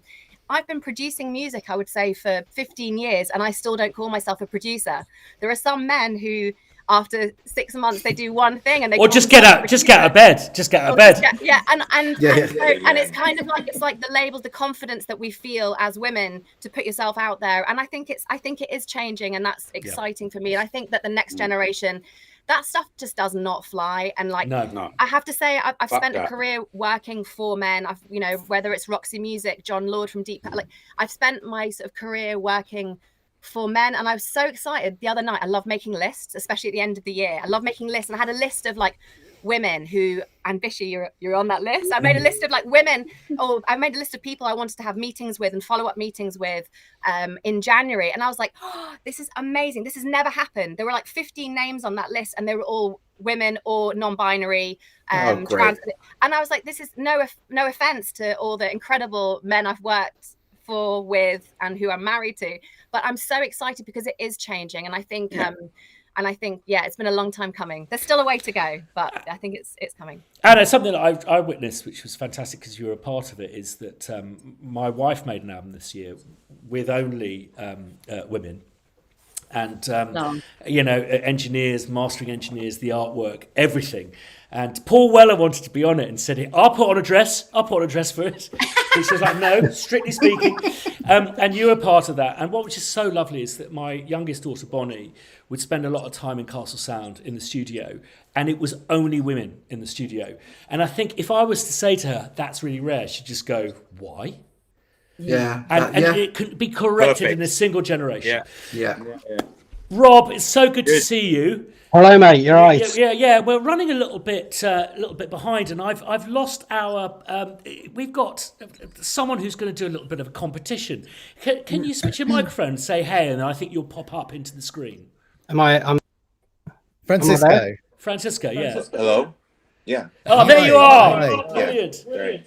So did you get? You might want to turn your speaker down just to. Yeah, I'm sorry. It's just I just got a new screen and I'm getting to the. Where are we speaking to you from? Mexico. Oh wow! Whereabouts? Northern Mexico, border state. And I just it's really surreal because I always see Paul and Christians and Amaze videos, so it's kind of a starstruck for a little bit. So thank you for for the invite. And before I share something, I wanted to compile with Anna because I'm a part-time personal manager and manager for female artists and an openly gay artist. So I kind of know what's the struggle, but trying to sell something or the music with somebody that, oh, this music is really good, but who is he? Oh, this is the guy that does it, but he's openly gay. I'm gonna stop it right there. We only want especially here in Mexico, since it's a really conservative country, and I kind of struck there for a minute, and just want to share that. Thank you for the space. I really don't know what to say. I just clicked on the Google Meet button, and I'll guess besides being a manager for two talented talents here in Mexico, I also do a side amateur field composer, and I've been playing music my whole life, but I'm trying to diversify how selling the art and the artist works, and as well trying to put in the work in as a film composer or producer. Well, Francisco, are you up for a bit of a game? How's your memory? I'm sorry? Are you up for a bit of a game? A game? Yeah. Sure. Yeah, I mean, it's not. It's just a memory game, and it's based on this series called the Generation Game, where they would present a whole bunch of stuff, and then shut it off, and then you have to remember all the stuff, and then whatever you remember, you get to keep. Are you up for that? Well, I'm finishing my second cup of coffee, so I hope that my brain is actually on an 80% of capacity. Okay. So yeah, I'll try to. Okay. So the rule is you get to look at this for 10 seconds. Cairo is going to be the time master. And then you get to name everything you've seen in 30 seconds. So we'll say, Cairo, if you cue me and I'll put the thing up, and then cue me to end, and then we'll do a little countdown, Francisco. It's just a bit of silly fun. Yeah, no, absolutely. So should I, Christian, should I see your screen or? Yeah. Or where should I? Oh, that's a point. We didn't think of that.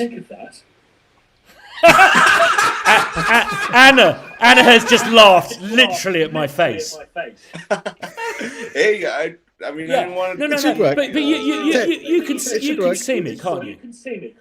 I can see you. Yeah. Yeah. Okay. So what I'm going to do?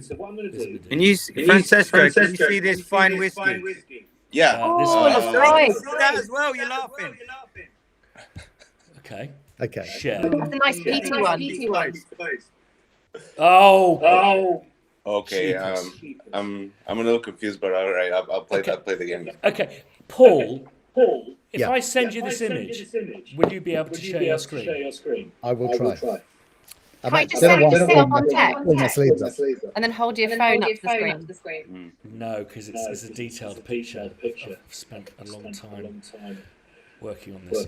Okay, talk amongst yourselves. Talk about myself. Talk amongst yourselves.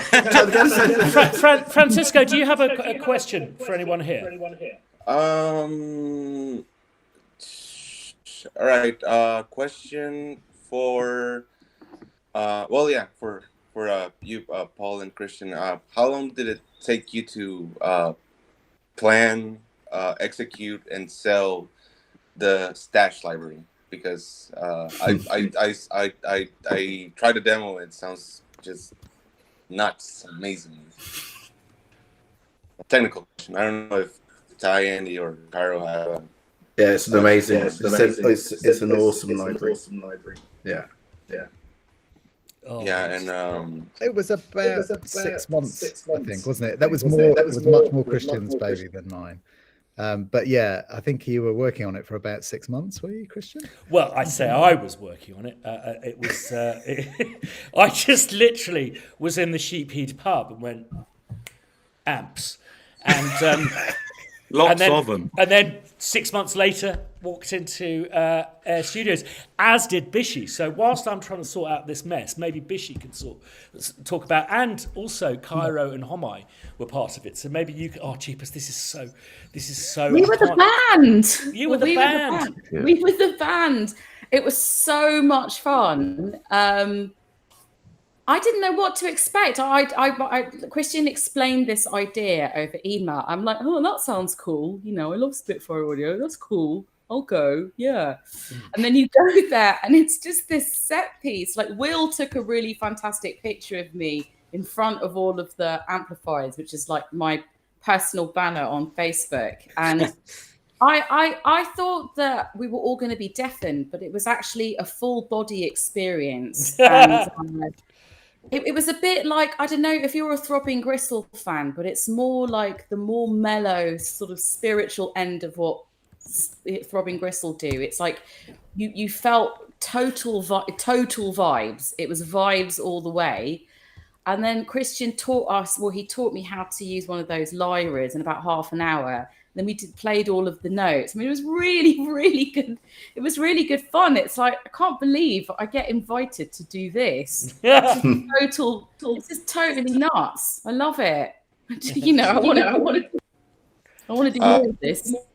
And I'm more of a technical question. From all of those amps, at least one amp did blow up, or do you have some kind of One like blew spike? up. One blew up. Yeah. But the power management was insane. The power management itself, I think, was 3 tons. We bought every single reamp box in the UK. And you know, this is post-Brexit. UK, so it wasn't easy. Every single amp that FX Rentals had, we took. And which is why it was 56, because I asked for 200. Because I'm a diva. Paul, do you have that image? I think I'm ready. Okay. All right. So Cairo, if you could be ready to start Okay, timing. so to reiterate, 10 seconds to view it. We'll stop. Okay. And then 30 seconds. Okay. To answer, right. So tell us if you can't see the image, but if you do see it pop up in a second, then just concentrate on that, and we'll know from your silence that all is good. Okay. Here we go.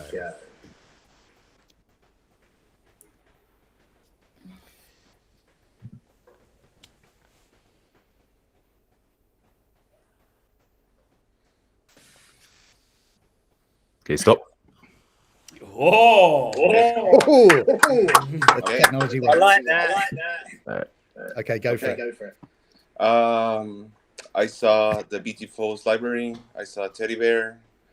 I saw the Oliver Arnold's. I mean, there's so many Oliver Arnold's. The Piano Evolution, Chamber Strings. Damn it. Symphony strings. Ty! Thank you. Damn it. Albion 1, Hans Zimmer's That's time. drums.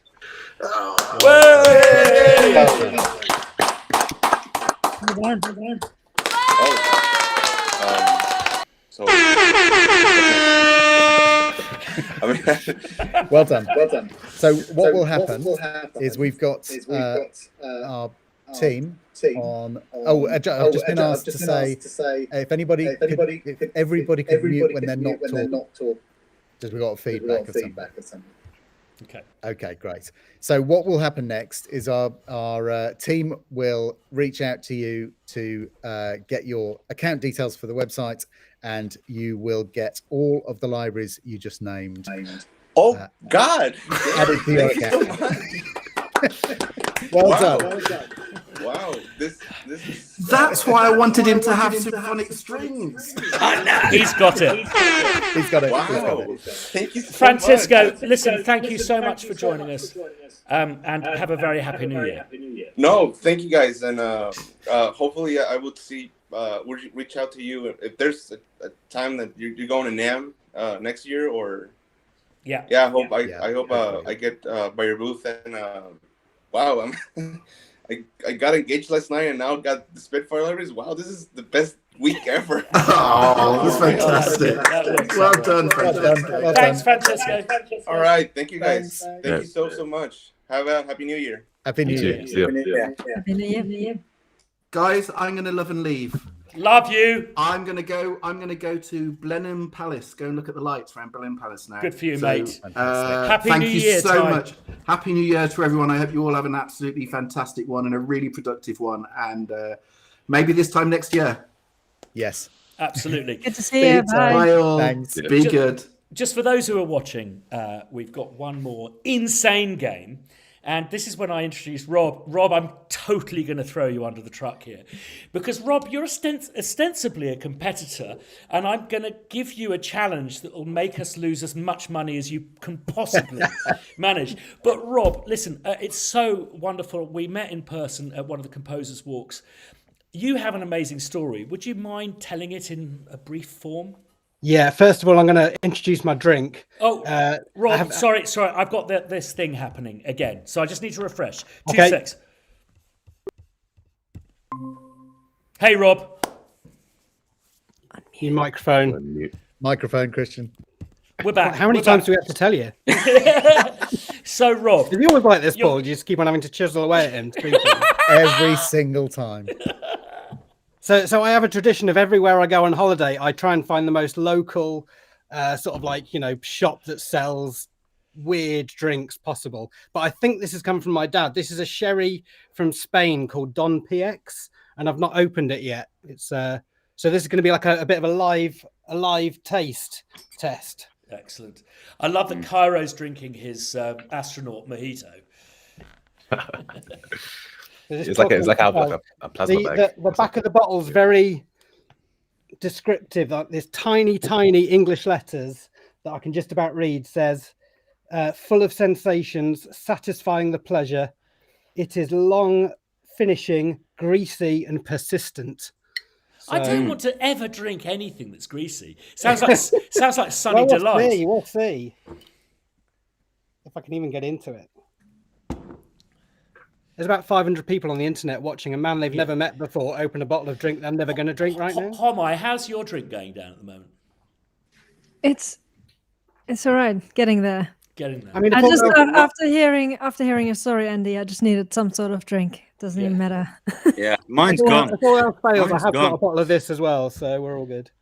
What's that? What's that you got? Oh, Yeah, my yeah. man. Hey, come on. If this tastes like absolute dog piss, then The fuck is gonna taste as good as this? it looks greasy and sounds greasy. I don't know if that came across. We'll do a labs instrument on just that. I thought the intro to that bottle sounded like a Carry On movie. I don't know. Chin chin, everyone. Yeah. Cheers. Very Cheers. tasty. You're all missing out. Come on. So, Rob, Hello. we're kind of running How over. is it? So, what's my story? So, Yeah, the last- we're running over a little bit. So, just okay. I'll press give you the abridged, quick back of book. But it's an version, amazing story. which is basically for the last 10 years before I started Westwood, I was running a film production company, and it was doing really well. I was getting sent to every single country under the sun, working for some of the largest brands known to the planet, getting wined and dined in Amsterdam, taken to expensive meetings with some truly amazing creative types. But at that point, I had a family. I've got a 5 and a 3-year-old now. But at that point, my second son was just about to be born, and it was in an airport in China about a week before Christmas, when I was sort of like, what the F am I doing here? This is like, my wife's 2 months away from giving birth, and this is amazing that I'm being flown to all these nice places, but this isn't really the life for me anymore. If I want my marriage to survive and if I want to be a good dad, which is more important than anything, then, I need to do something else. And leading up to that point, I'd been watching this guy called Henson on YouTube for about 6 months and going, oh, that sounds really cool. And in the film production business, I was doing loads of music stuff, like composition for the films, hiring composers, working with sound designers, doing my own sound design, heavily involved in the music throughout the whole thing. And yeah, it was an airport in China, like a week before Christmas. I was like, I think I'm going to start a music software company. And then kind of spoke to my wife when she I got back, and she was like, it's Christmas, I'm 2 months away from giving birth. I don't care what you do, just as long as you're home for when our child is born. And that was it, really. So, and then the next few months, I was just like, right, how do you make a contact library? How do you do this? How, all of that kind of stuff. And I had a really good sense of what I needed to do in terms of, recording audio and recording music was good. And then the following Christmas, I released the first library, and at that point, I had 3 months worth of family savings. I was like, we can do this. And then 3 months to the day, my mortgage got paid by selling sample libraries. So I was like, this is going to work. So, and that's it. And then it's been just upwards and onwards since then. And it's kind of felt like the most natural thing possible. Ditching that client-based model for this customer-based model, I thought would be a real challenge, but that's been the best bit. Thanks so much for sharing that with us, Rob. I just think that something I just say to anyone we collaborate with is that part of what we do is make sounds. It's just like when you write a song, sometimes you may give that song, the lyrics and the chords, to someone else. They can produce it up, etc., etc.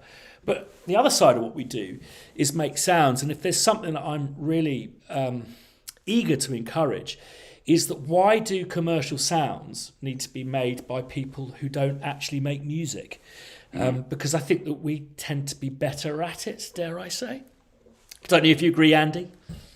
Well, I was trying to say on the, you're much better at it. And what is interesting, Ty said it, he's left, but I find that the struggle since I started with Emulator 2, so we're talking 80s, right, with samplers and this kind of like, you got an idea for a riff. What Ty said is you got an idea for a riff, you get a sound up, and and then you model that. You can't kind of conceive the finished riff that you had on a piano or in your head. You have to model it around the way the sample sucks or pulls or Shakuhachi, Big Time by Peter Gabriel, all this stuff. But I've got to say, I honestly think it's changed in the last, I'd say about the last year and a half, 18 months of you guys having up with these interactive, I don't read your manuals, I don't watch your YouTube things very often. But this interactive thing about playing a sound and you play it quick and it plays like a quick player. But it's still your music. It's still your music though, Andy. Yeah, but what I mean is that your music's in your head. So if you're a synthist like me back in the day, you got this synthesizer and you're struggling to find the sound you want, you program it or you find a preset or you manipulate it and it reacts. But when you move into the world of organic sounds, I'm not really into synthesizers anymore. I haven't been for years. I like them as an overdub, but I don't like them as a core. I like the organic sound. So I like the sound of a guitar, but I'm not a great guitar player. I love the sound of strings. I can hire strings, but they're not always there when I want them. But you guys seem to have recently, I've got to say it, on the Abbey Road 1 and 2 and the BBC, I'm finding this thing playable. And I've been saying to you years and years ago about, I want it like a piano. I want this string library like a piano. I want to just bang on it, sharp, short, long, sustained, muted. Yeah. I don't want to send it controllers, and I'm not into that shit. And it's just like the other day, man. It's just fucking there. It's like we got to. Sorry, we're on live. but I didn't mean to say the F-bomb. But we've got to It's not. It's not your first, mate. Maybe there's a delay, and you guys are so technical, you've muted those words. No. Just playing it, and it's just playing brilliantly. So I think it's the beginning. I'm hoping. I don't know what you guys are up to or how you've done it with your engines, but I'm hoping that with my new M1 Mac, which is all singing, all dancing, my M1 laptop, and your plugins rather than Contact, I'm hoping that we're going to move on to everything we had 15 years ago, but now we can hit a keyboard, if that's our thing, my thing, and we can actually play what's in our head. You go da da da da with a thing, and then it plays. Not what sucking, and then I need this thing, and I don't want to do all that shit. No, good for you, Andy. So I think we should move to this next game. Rob, I'm going to throw you under the truck here. Let's do it. Could you log on to the Spitfire site and make sure... Sorry, could you go to the Spitfire site and make sure you're not logged in? Because basically, we're going to play a game of supermarket sweep. We're going to invite someone up, and basically what they're going to do is they're going to go, I want this library. You've got to go and get it, add it to your cart before they can request the next library.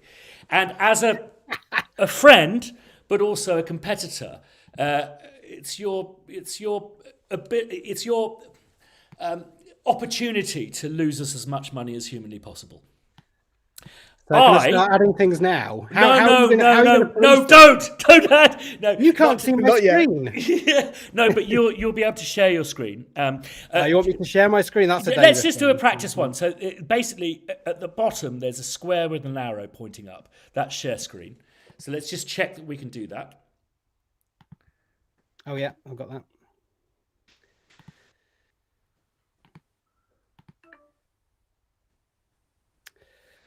And great. Hang on. And Homai, do we have a question? Or Paul, do we need to make one up? We do have one that Andy can't answer. Well, I don't know many answers.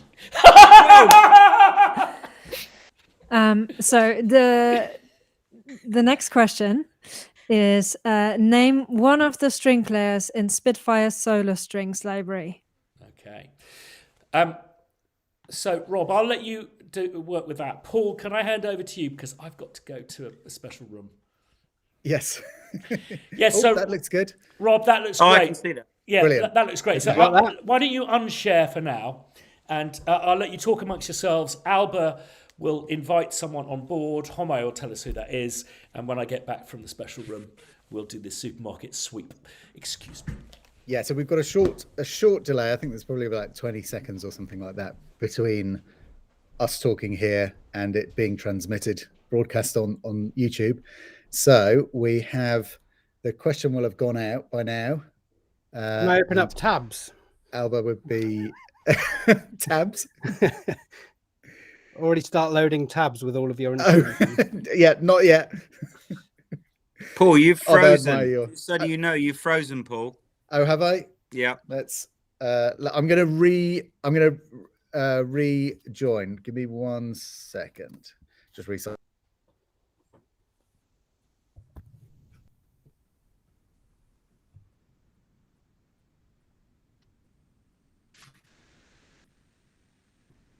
Oh no! You got it. Shame. The mute of shame. You got it. Okay, here we go. Right. So, do we have Matthew Newsom? Matthew Newsom Composer. Are you out there? If you are, then please join the Google Meet. So we should get Matthew on any second. I feel like we need some 70s style generation game music to play in the background while this is happening. Okay, I think Matthew should be here any second. In the meantime, does anybody else remember any fantastic 70s game shows? Anything we haven't talked about yet? Any childhood favorites? Mr. and Mrs. maybe? Anyone remember Mr. and Mrs.? I remember that. Oh, here we go. Here's Matthew. Matthew, hi. There you are. Right, your mic is muted at the moment. Right. Can you hear me? Okay. That work? Wow. Fantastic. This is Welcome. mildly surreal. Hello, everyone. Hey. Hi. So where are you calling in from? Australia, Brisbane, at 4:45 a.m. Wow. AM. I admire your energy for this time in the morning, but I think you're going to be richly rewarded very shortly. Yeah, wow. For getting up early, which is fantastic, Absolutely. or staying up late, depending on which way around it is. So, Christian, both. What's the order? So you tell us what to do. We have 1 minute, Matthew, and basically what you need to do is name something that you want from Spitfire. Rob, who is, yes, a friend, but also a competitor, it's down to him to go and add that to a cart as quickly as possible on the Spitfire site, at which point, Rob, if you don't mind saying done, and then Matthew, you name the next one. And you've got a minute. I'm currently just typing everything bundle into the search bar. Yeah, I was going to say maybe not bundles. No? If you don't mind. Yes, it's just because it just wouldn't be very fun, really, because it would be over in about 5 seconds. So Cairo's going to be the time master. If you could count down to when you're starting. But first, Rob, if you can share your screen so we can see the action. Here we go. Oh, the search bar is open. He's primed. I just have to do this, and then it's already. No, you can't do everything. Okay. It's no fun. All right. So, Cairo, if you count it down, we need 1 minute, and off we go. 3. Wait. Sorry, Matthew, you okay? All good. Okay. Yep. 3, 2, 1, go. Spitfire BBC Professional. Done. Abbey Road Iconic Strings. Abbey Road 2. Yeah, done. Henson with percussion. Such a fast typer! Your excellent auto fill. Done. Spitfire Chamber Strings. Good choice. Got the professional one. Why not? Yeah, why not? Albion Neo. Oh, fuck. There's too many Albions. There we go. Done. The other Albion. Solstice. Solstice. Yes. Solstice. 10 seconds. Tundra, that's a good 10 one. seconds. Jesus. Yeah. Tundra. Why not? Tundra. Mycene. Oliver Arnold's. 2, 1, done. One of them. Oh my god. Oh, so there was a slight delay on my screen there, but it went in. Yeah, that's fine. Wow. No problem. Look at that. What a wall. So let's. Wow. If I wasn't awake before I am now. Lord. Whoa. 2,400. Well done, Matthew. Paul, our team will be in touch. Is that correct? Yes, that's absolutely correct. So We're we've just got going to we've got all screenshot of this that. as well, so there's no confusion about what Matthew's going to get here. Yeah. Thank you so much, everyone. I just no words. No words. Just. It's great to see you, Matthew. Thanks ever so much, and have a happy New Year. Thank you. Happy New Year, everyone. Yeah. Happy New Year. Happy New Year. Rob, it was so fantastic to get you on because. Thank you, mate. I think that I've always maintained that an area is great for coffee shops or is great for restaurants, not because there's one coffee shop like a Starbucks or there's one great restaurant.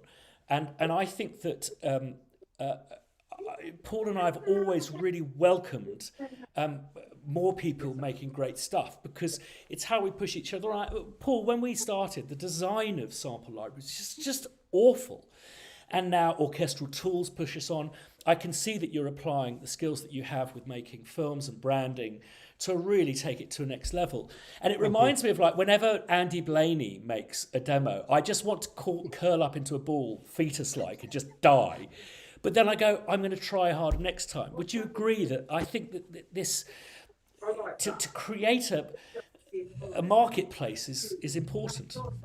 Yes, somebody said that, like, because I came on the Edinburgh Composer Walk and somebody was like, you're going into the Dragon's Den, like, why are you even sort of, and I was like, I don't really see Spitfire as competitors, because we're so distant in our business models. You know, Westwood is minute compared to Spitfire, and we are different, but at the same time we are competitors, because I'm sure, well, I'd like to think that there's stuff that I might do that you go, oh yes, let's take a little bit of that and take a little bit of this. And obviously there's stuff that you guys do and all of the other people that I'm looking at and going, I'll take a little bit of this and a little bit of that. And it's something you said in one of your blogs about being your own composer, and kind of like, well, you take a little bit of Jimi Hendrix and you take a little bit of Hans Zimmer, and then you're your own composer. And it's not like you're not robbing from them, you're just taking inspiration from them. And I think that's the same with any competitive field like this.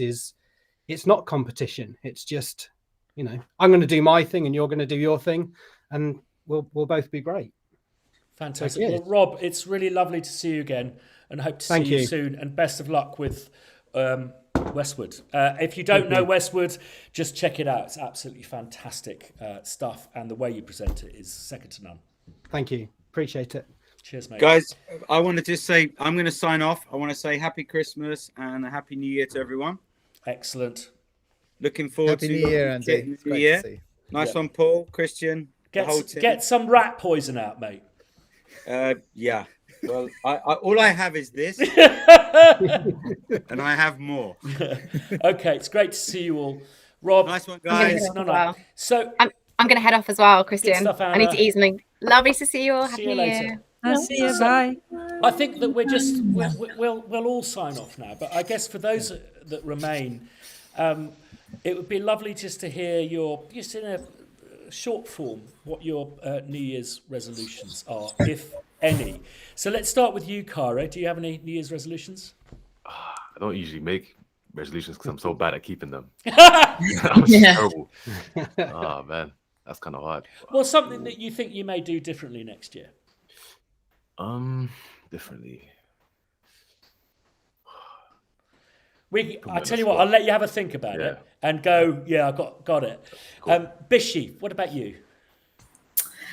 I've decided that I will only work on projects where support is a two-way street, and it's taken me a long time to accept that is the norm, and it just should be like that all the time.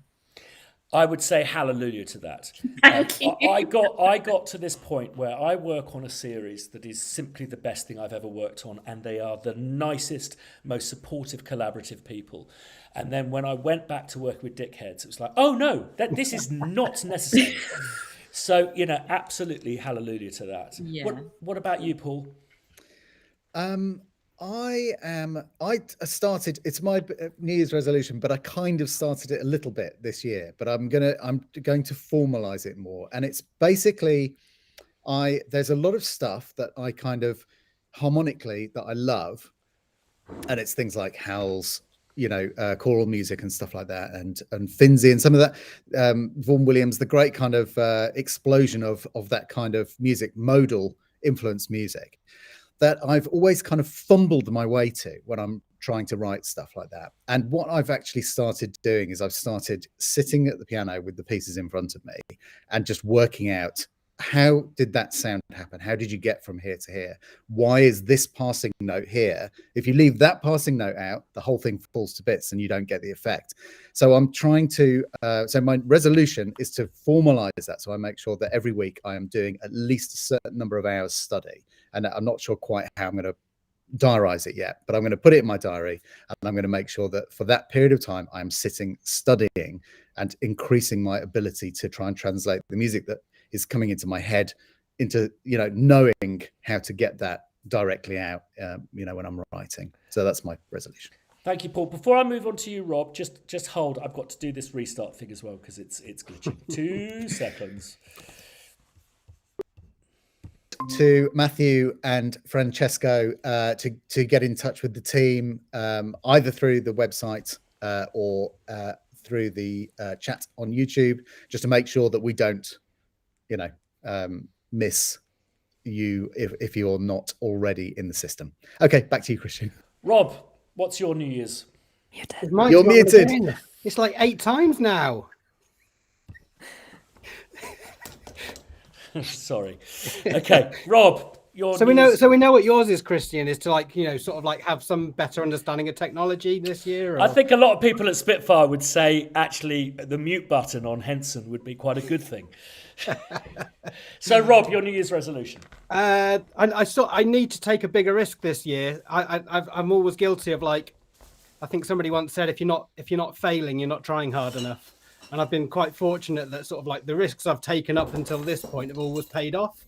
So I feel like I need to do something big that doesn't pay off, and that will sort of tell me that I'm pushing hard enough. So yeah, I want to do something in 2022 that actually doesn't pay off. Something big that goes, oh, you went too far with that one, or yes, well done. But that's probably, my 10 out of 10 is probably everybody else's 5 out of 10. So if, something like that. Paul, sorry to put you on the spot, but it's now 15 years of doing Spitfire. Is there a takeaway for a fellow entrepreneur that you would suggest?